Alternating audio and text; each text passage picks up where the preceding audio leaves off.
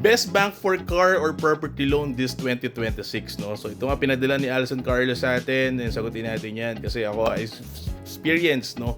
Car loans din, and of course, right now, ito yung medyo marami ko yung home mortgage, no, for my rental properties, no. So sagutin natin yan. But again, not to burst your bubble, guys, no, but there's no best bank for specific loan, no.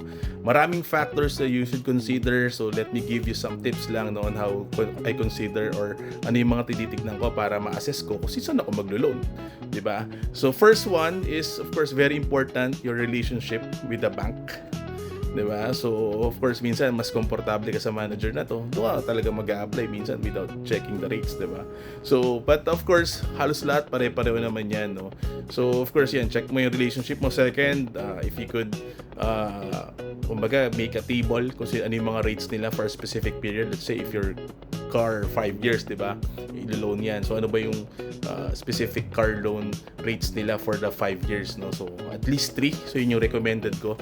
At least 3, compare mo siya. So, lowest, again, relationship, lowest rate. Second, third is flexible terms. Kung ano yung pinaka flexible terms na mabibigay sa'yo. Kung sino yung pinaka maganda. That's one factor that you should consider. Fourth is your kumbaga, your fees, no? Dapat medyo mababa lang yung fees, no? Like for home loan, medyo malaki yan yung mga fees, no? Some banks na experience ko, 50k, iba 100k, iba may discount. So you should assess that as well, no? Hindi lang basta sa rates again, no? That's very important. So again, that's my 4 factors na when I consider. So again, marami pang factors, but for me, that's my primary factors I consider, no, before I applying for a loan or specifically car or property, no.